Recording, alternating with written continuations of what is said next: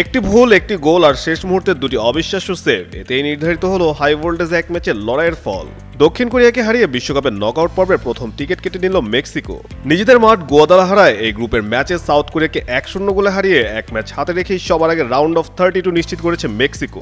প্রথমার্ধে বল দখল ও আক্রমণে এগিয়ে ছিল দক্ষিণ কোরিয়া, তবে ম্যাচের ভাগ্য বদলে যায় 50তম মিনিটে। ক্লেমনের কিউআর কোড স্ক্যান করো আর ঘুরে দেখো বাংলাদেশের ঐতিহ্য। ক্লেমন, ক্লিয়ারলি বাংলাদেশি।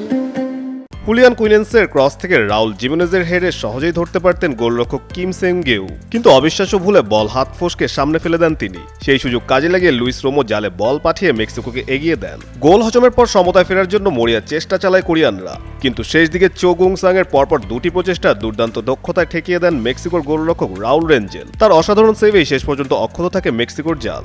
2 ম্যাচে পূর্ণ 6 পয়েন্ট নিয়ে গ্রুপের শীর্ষে থাকা মেক্সিকো সবার আগে নিশ্চিত করেছে রাউন্ড অফ 32।